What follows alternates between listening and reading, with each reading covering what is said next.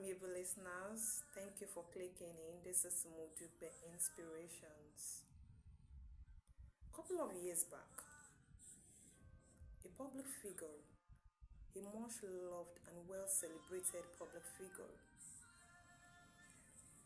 was caught up in an allegation of sexual offenses.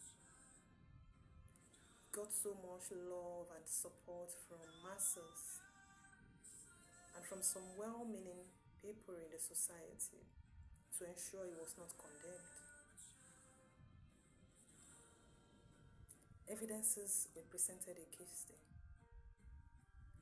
and the judge found him guilty of the allegations. He was jailed. Then there was this outcry that it was a setup, it was a planned work, it was a revenge mission. But then, sexual discipline would have saved him from walking into the trap. Sexual discipline would have averted the pendulum from falling on him. In the same instance, there was this intellectual at the very peak of his career as a university professor in one of the prestigious universities. He was caught up in an allegation of sexual harassment. He was tried. He was found guilty. He did not only lose his career of many years, his labor and investment of many years. He ended up in prison as a prisoner. From stardom to prison, from pinnacle, peak of career to prison. Give not your strength to woman, or to that which destroy kings. Weaklings are not made things, but the strong and the brave. But then there is this thing called sexual indiscipline that has the potential to pull even the strong and mighty as a king down, to destroy him, to take his honor, his glory, his virtue, his labor, everything that represents him, everything he represents, to take it away from him. By means of war, by means of adultery, a man or a woman is reduced to a piece of bread, to a crumbs of himself, to a worthless, a valueless, with no honor, derived of everything that gives him honor, that gives him respect, that gives him value. By the means of adultery, a man is derided of his value, of his worth, of his glory. And you know the funny thing? The adulterer or the adulteress don't hunt for an empty life. The adulteress or adulterer hunt for a precious life. They go for that life that is full of virtues, that is full of values, that is full of potentials. That life that is loaded with goods. That life that is loaded with benefits, with spiritual, physical, material, financial virtues. Even when the owner of the life does not even recognize, does not even know the value of what he carries, does not know what is on his inside. They know, they recognize it, and they come for it. And it's left for how disciplined you are. It's left for how much you've trained yourself to discipline.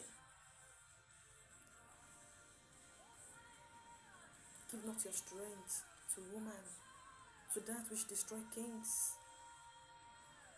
Adultery comes to ostracize you of every virtue in you. It comes to ostracize you of the honor of what you are carrying, of your glory. Sexual indiscipline will pull you off the journey of destiny. We pull you down from the ladder of success. We make a mess of you. You are single. Train yourself to discipline. Train your body. Teach your mind. Teach your eyes. Train the whole of you to discipline. Marriage does not contain sexual indiscipline. It is rather self-discipline that contains it. Don't lose your virtue. Don't lose your goal. Don't lose your essence. For what? Don't lose destiny. A man who cannot control his erection loses his direction. He loses his essence. He loses his purpose. A man who cannot control his erection loses his sight, like Samson did. For what? For 5-minute layup. For enjoyment that holds no gain, that holds no profiting. You lose your virtue, you lose your destiny, you lose your future. You lose virtues and values. You're married. Drink from your own system. Let everything about your partner satisfy you. If you are not satisfied, invest in her. Develop her to your taste. Build your fancy, your desire, your likes. Build it in your spouse. Honor your matrimonial vows, because so many things about you is connected to it. Your blessing is connected to it. So when you break that vow to go and be a part with an adulterer or an adulteress, you are breaking the covenant of your blessings. And you might be deceiving yourself to say it holds no meaning, it has no effect, you are doing well. If only you are opened up, if only your eyes is open to see that you are just a piece of what you are meant to be.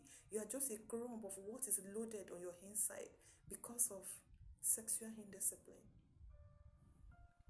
Don't be like that one who is on a ladder of success, who is on a course, who is on a journey of purpose, who is doing something worthwhile, competitive.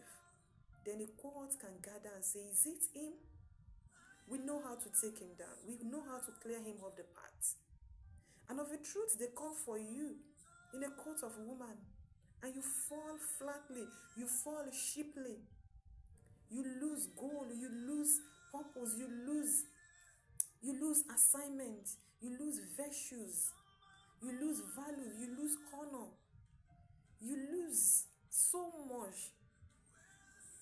For what holds no profit? For what holds no gain? You see, sexual discipline is not for God. It's not for the benefit of God. It's not for the benefit of the society. It's not even for the benefit of your spouse. It is for your own good. Because adultery will ostracize everything that matters, everything of value, everything of worth in you.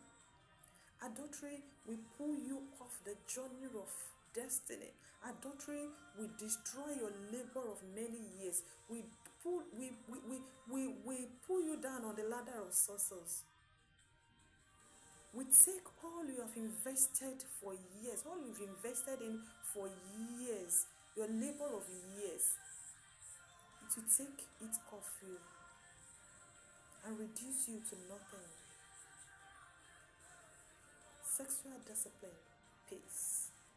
Sexual discipline helps, because adultery, fornication, sexual indiscipline will make you a piece of yourself.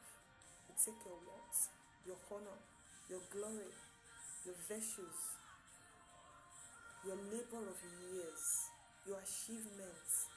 You take it off you. Thank you for listening to me.